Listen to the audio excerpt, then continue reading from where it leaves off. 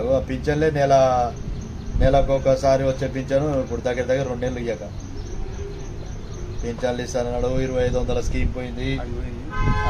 పోతే ఇది బస్సులకు Kalyan ఆడోళ్ళకు bus free పెట్టి ఆటోలకు రోడ్డు మీదకి వేసిండు.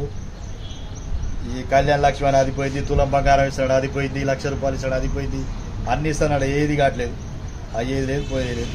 ఆ రైతు బంధు అది 2 లక్షల మాఫీ అన్నాడు. ఆ 2 లక్షల మాఫీలో అవన్నీ కొరీలు పెట్టాడు. అవి అయినోనికి అవుతుంది కానీ కావట్లేదు. నాకు 50,000 లోన్ ఉంటే 50,000 మాఫీ కాదా, ఏడంగా అవుతుంది. చేస్తాను ఊరికేనే అంటారు, అనగానే అవుతుంది. అన్నంత మాత్రం ఏది కాదు. అదేదో కరెంటు ఫ్రీ పెట్టిండు, అవి వచ్చినోనికి వచ్చింది, రానోనికి రాలేదు. 500 గ్యాస్ అన్నాడు, 500 గ్యాస్ వచ్చిందా? ₹300 2 నెలలకు 3 నెలలకు ఒకసారి పడుతున్నాయి. అలా ఏది అదే ఇది లేదు, ముందర పడేది సచ్చేది. రేవంత్ రెడ్డి ప్రభుత్వం ఆ కేసీఆర్ ఉన్నప్పుడు అటు ఇటు డొలిపేది. వీళ్ళ స్వార్థం వీళ్ళే చూసుకుంటారు.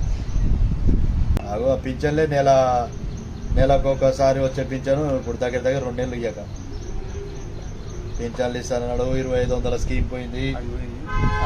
పోతే ఇది బస్సులకు కళ్యాణ్ ఆడోళ్ళకు బస్సు ఫ్రీ పెట్టి ఆటోలకు రోడ్డు మీదకి వేసిండు.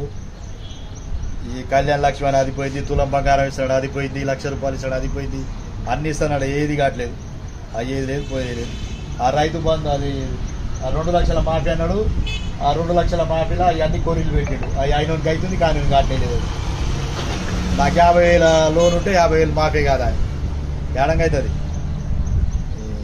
చేస్తాను ఊరికేనే అంటారు, అనగానే అవుతుంది. అన్నంత మాత్రం ఏది కాదు. అదేదో కరెంటు ఫ్రీ పెట్టిండు, అవి వచ్చినోనికి వచ్చింది, రానోనికి రాలేదు. 500 గ్యాస్ అన్నాడు, 500 గ్యాస్ వచ్చిందా? ₹300 2 నెలలకు 3 నెలలకు ఒకసారి పడుతున్నాయి. అలా ఏది అదే ఇది లేదు, ముందర పడేది సచ్చేది. రేవంత్ రెడ్డి ప్రభుత్వం ఆ కేసీఆర్ ఉన్నప్పుడు అటు ఇటు డొలిపేది. వీళ్ళ స్వార్థం వీళ్ళే చూసుకుంటారు.